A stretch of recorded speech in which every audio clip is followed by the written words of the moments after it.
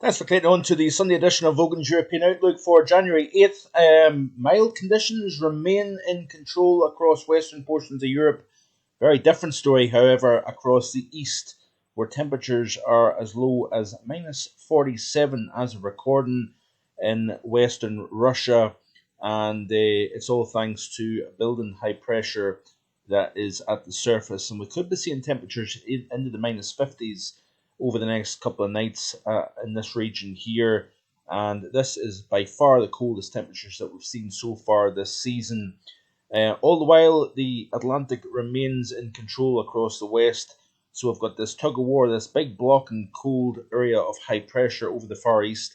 We've got Atlantic low pressure coming in from the west, and it's picking up resistance from the high pressure built up over Europe. And that is forcing these areas of low pressure to start tracking kind of northwards as they approach the British Isles. So we don't really ever see areas of low pressure, certainly in the next 5 to 7 days or so. We don't really see these areas of low pressure crossing right over the UK. They're always getting deflected to the north because of high pressure over the continent, like I say. But I want to first of all look at the latest run of the GFS for the stratosphere. And you can see here, this is the 10 HPA temperatures here. So a fairly large, fairly strong polar vortex, I would say. You can see the warming over the Far East and into Alaska here. So that has been, of course, what the models have been indicating for quite some time now. Play through the latest loop here, and you can see here the ring of strong warming taking place anywhere from Europe right the way around the pole, and it's doing everything it can, that warming, that very strong warming, to not only push, stretch, displace the stratospheric polar vortex. It is doing everything it can to break it down. And at the moment here, it does look as if it shrinks significantly towards the end of this loop. And you notice here the very dark reds, even the whitish colours representing that very powerful warming. And it's essentially pushing but not splitting the vortex. So at this very moment in time, I am still not calling for a sudden stratospheric warming, but certainly the models are showing basically everything but that. And that is something that we will have to continue to monitor as we go forward. Remember the time frame here, folks, that if we see an SSW develop, the response to that will not come until February. I want to emphasize that quite strongly here. That it's keeping perspective, it's keeping a level head, it's not jumping on each individual model run, but it's certainly nonetheless very interesting to see anyway. At least it's not like the opposite of last year when we've seen the polar vortex become record strong, bang slap over the pole, and of course remember the stormy February that was seen as a result of that nice coupled troposphere and stratosphere, very powerful zonal winds, and a very cold core into the minus 90s in Celsius. So, yeah, it was extremely powerful. It could be the complete opposite for the same time frame this year versus last year. This is, by the way, this is off the ECMWF. This is the sea level pressure an anomaly chart here, and you can see here, of course, we've got that strong area of low pressure that is kind of to the west and northwest of the British Isles. And like I said, the stretched out nature of this area of low pressure means that even though the pressure is into the 950s and millibars, we're not seeing widespread, UK-wide gales associated with this. Every area of low pressure is different, and it's usually these kind of small, compact areas of low pressure that tend to generate the stronger winds. That being said, however, we've seen wind gusts even down close to sea level of 75 miles per hour this morning in Stornoway. So folks in the Outer Hebrides, for example, may kind of shout at me and argue that Mark, it's been a very stormy night, and I know I've seen it on Twitter. It has been a wild night up and down the Western Isles last night, but here in Everton, I've just installed my own personal weather station now, and I think the strongest gust was kind of around the 30 mile per hour range. So despite living north of Inverness, to the east of the west coast, it was windy, but it wasn't exceptionally windy, and the winds are pretty light now, actually, despite the fact that we've got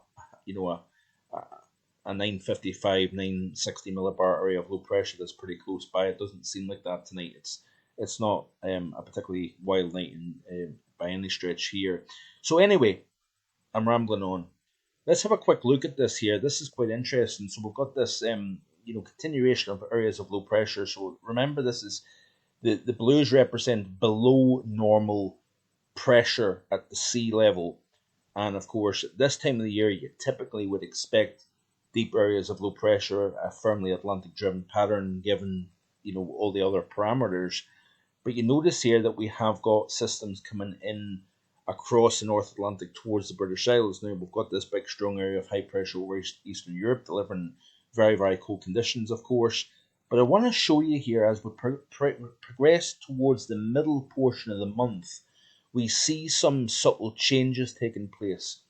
So you can see here, as we progress through the course of the upcoming work week, more areas of low pressure crossing the North Atlantic, making an approach in the British Isles, and then to take that turn, then you notice here that we've got a couple of systems that have a little bit further south track, and therefore we could introduce a little bit more colder air to the north of the British Isles versus the south. Now Tuesday, we've got a system coming in, we get into that wedge. Inside that warm sector, we could see 14, possibly 15 Celsius. Way up across the north of Scotland, we could be seeing hill snow and temperatures well into the single figure range. So a big variation in temperature looks likely to develop during the course of Tuesday. But watch this space, and then this is next Saturday, so this is a long way out, of course. But notice the build-up of pressure over the North Atlantic here and up towards Greenland. Now that is representing some changes. It's showing that we're starting to slow down the jet stream over the North Atlantic, and we're seeing a build-up of pressure. That would, to me, indicate that we could start to see not a shutdown of the Atlantic, but a change in the direction in which these areas of low pressure are moving in from. So instead of it being a kind of west to southwesterly direction like we're seeing at the moment, I reckon we're going to start to see areas of low pressure coming in from a more west to northwest direction, and therefore we're drawing in a little bit of a colder air mass coming in off Greenland and whatnot. But notice here that as we progress through into the early portion of the second half of January, you notice here that we're starting to collect low pressure a little bit more widely over Europe. And notice here up towards Greenland, we're starting to see the reds developing, indicating below average heights. Now, if we have a look at the Northern Hemisphere view, you can see a better picture of the overall scope of things. And I think it is quite interesting to see. And this is something I've been kind of highlighting now for some time. Notice here, this is of course at the surface. This is not at 500 millibars. But notice here the buildup of pressure over Greenland, and look at this bullseye of very strong pressure at the surface. Now this is indicating to me that we're starting to see a little bit of a change. Is it a possible response to the Mann-Julian oscillation going through phases 8 at the moment, and then starting to progress in through phases 1 and phases 2?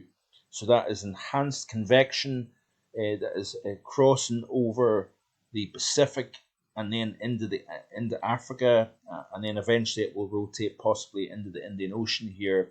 But I think it could be the response to the eastward propagation of the Mann-Julian oscillation. But it's interesting to see the strong buildup of pressure over the Arctic region, and the NAO is expected to go back towards neutral once again, as you can see here off the GFS ensemble. This, to me, folks, would represent that we've got warming taking place over places like China at the moment. We've got bitterly cold air over Siberia at the moment.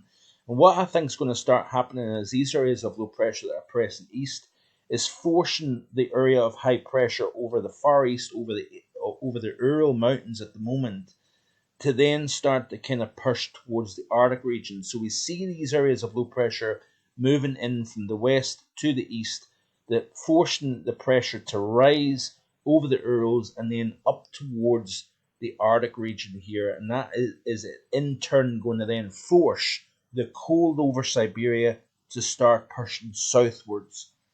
And, we could see the response and the response to that. But it certainly is a very interesting scenario overall. Let's have a quick look at the GFS here, real quick, and let's have a look at the 2 meter temperature anomalies, because I think this is all very interesting stuff, and it is representative of the potential changes that we are going to start to see taking place. So we've got very strong warming, as you can see here down in the lower latitudes here. So a lot of focus over North America, over Europe, over Asia, of above normal temperatures at this moment in time, with the exceptions of the western portion of Russia, where we've got the core of coldest air anywhere on the planet at the moment. But as we play through this loop, you start to see what takes place. We'll start to see a shift taking place. We'll have that cold air getting forced further south over Asia, and in turn that could start to set a chain reaction through the atmosphere, and we'll start to see changes taking place on a broader picture here. So we'll wait and see what happens. There is no guarantee that anything that these models are indicating actually has to happen, but I'm simply showing you how the pattern can start to change with small shifts in atmospheric pressure in one part of the world, what's going on within the tropics over the Manchulian Oscillation region at the time. And then, of course, what's happening is we've got these Rossby waves rotating like a top spinning, having the impact within the lower portion of the stratosphere. And then, in turn, that could send a chain reaction back down the way. So, certainly, there is a lot of things going on at the moment, despite the fact that we're in a relatively warm pattern over Western Europe, very cold over Eastern Europe. There is things changing. There's things happening day by day, and certainly I will do my very best to continue to show you these things, and then we'll set what I'm talking about to the test to see if that materializes. So I just want to reiterate the point. Through the second half of January, I think we have a remaining unsettled pattern. There is no cold locked in pattern expected, because we don't have the setup in place at the moment. But what I think is we'll have a remaining unsettled pattern through the second half of the month, with a change to slightly colder versus the first half of the month. And then, of course, it's all eyes in the very end of January, and particularly so now into the month of February. What happens with the stratosphere will dictate what happens during the month of February. So it's all to play for, and I encourage you to keep it right here on my YouTube channel. So if you haven't already done so, hit that subscribe button. Show YouTube that you're enjoying the content as well by hitting the like button, and also let me know in the comments below what you think yourself as well. So enjoy the rest of your Sunday evening. I'll hopefully be back tomorrow with more. Bye for now.